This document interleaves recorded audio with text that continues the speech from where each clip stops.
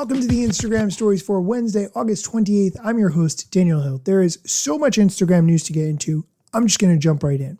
The biggest news of the day comes from the head of Instagram, Adam Mosseri, talking about some of the new effects, fonts, and animations that Instagram has now added. New creator tools this week. Our job is to give creators the flexibility to tell their stories online. And so today we got a couple new features to announce. One is improved text tools. So new fonts, animations, and effects to help you be more expressive on Instagram. And the second is we're finally bringing not only text, but also stickers to photos and carousels. Historically, they've been reserved for just Reels, which doesn't make any sense.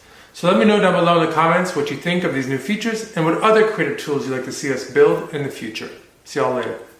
Peace.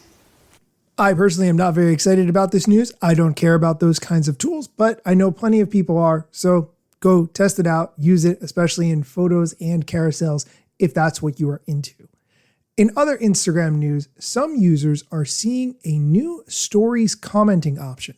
Now, the person who posted this is Taylor Loren, not Taylor Lorenz. I've had Taylor Lorenz on the show, and I've also had Taylor Loren on the show. Taylor Loren formerly used to work at Later. Here's what she posted: a new notification on Instagram that says, leave a comment and show friends some love. You can now comment on stories. Comments are visible to anyone who views the story. So this is an interesting idea where stories now become interactive conversations, which would be visible to anybody who's viewing that story. We're so used to story replies being private because they go into your DMs, but I think this is an interesting twist. Not very intrusive potentially. I'm interested to see how this works out. I really like this idea and concept. In other Instagram potentially coming soon news, reverse engineering hacker Alessandro Paluzzi posted to Threads that Instagram is working on a feature that allows you to continuously share what you're listening to on Spotify using notes.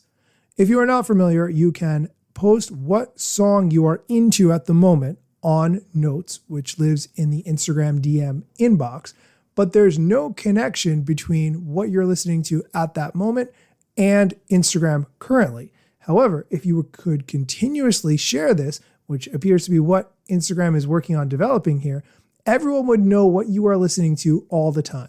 Do you want that? Well, some people might.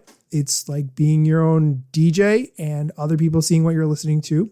I see the attraction there.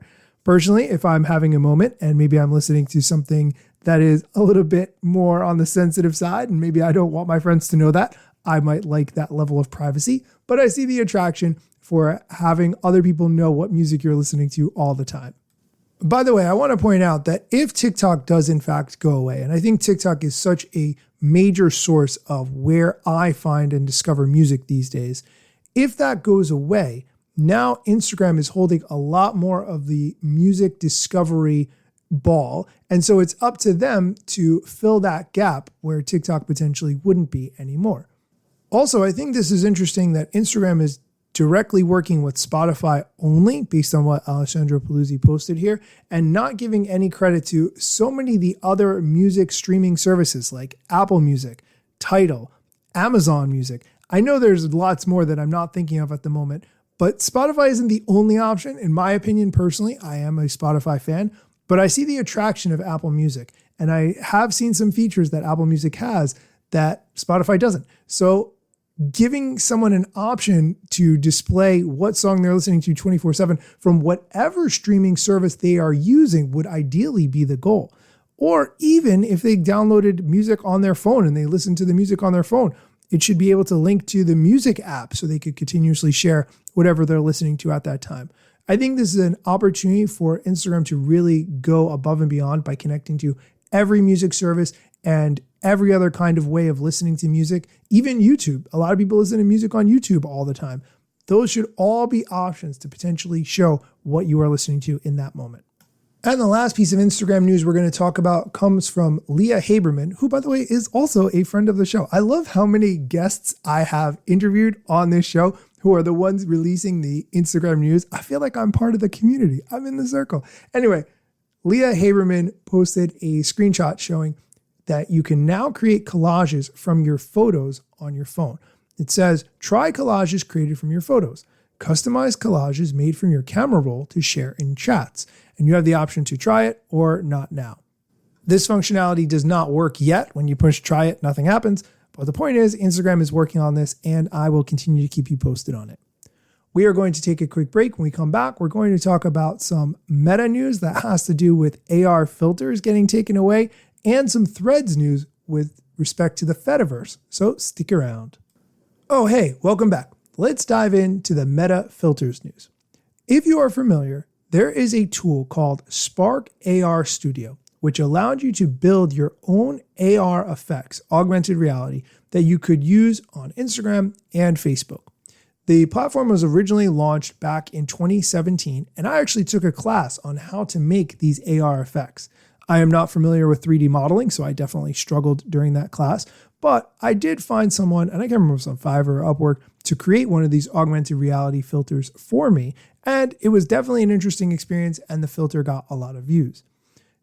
Meta has announced that it is shutting down its Spark AR Studio platform, and they are doing this in the very near future. The quote, "Following a thorough assessment, we have made the decision to shut down Meta Spark's platform of third-party tools and content effective Tuesday, January 14th, 2025. This means that the augmented reality AR effects built by third parties, including brands and our wider community of AR creators, will no longer be available beginning on this date." They also continue, Meta will continue to support Meta Spark and third-party effects until January 14th, 2025. Any campaigns using AR effects that start and end before this date should not be impacted. Please note, third-party effects will no longer be available after January 14th, 2025, which will impact any campaigns using third-party AR effects beyond that date. End quote. So you're probably wondering, why is Meta doing this? It seemed like AR and virtual reality was the future. They explain with not a great amount of detail, quote, "Meta is committed to our long-term investments in new computing platforms that will bring us beyond today's 2D experiences on mobile. With the decision to shut down the Meta Spark platform, we're also shifting resources to the next generation of experiences across new form factors like glasses." End quote. And the last piece of news we're going to talk about today has to do with Threads taking the next steps toward Fediverse integration. Now, right now, when you create a post on Threads, you can share it to the Fediverse, which means that other platforms that use the ActivityPub protocol can see that post. Essentially, though, this was a one-way method of communication. If you posted to Threads, it could go to other platforms that supported the ActivityPub protocol, but not if you scheduled the post, not if you did it through the API. So if you used a tool like Buffer or Hootsuite, you had to actually post to Threads directly, and then it could also go to the ActivityPub protocol to be in the Fediverse. However, starting this week, any comments that people make on posts on Mastodon will also be visible within Threads, and posts submitted via the Threads API through something like Buffer or Hootsuite, scheduled posts essentially, would be able to be published to the Fediverse. This is a small step, but it shows that Threads is committed to the ActivityPub protocol and allowing you to post your content on Threads or another platform and interact with people who are on different platforms, all on Threads. I like where this is going.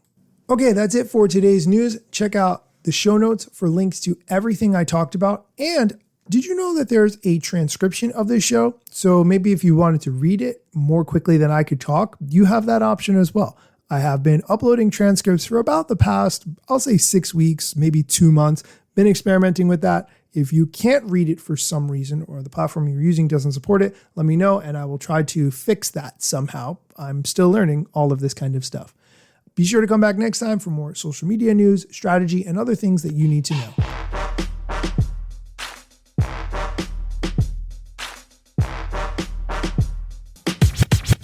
I'm not yet a member of the Instagram team, but my podcast covers many Instagram themes. But the name, image, logos are trademarks at Instagram and the LCC in the USA and every territory. Everything I publish independently until Zuck returns my DMs and starts to pay my salary. Not sponsored or endorsed, no lies, no fallacies. I use their logo with permission, not malicious or callously. No trademark violation, filling all criteria. Follow me on Instagram or Twitter at Daniel Hill Media.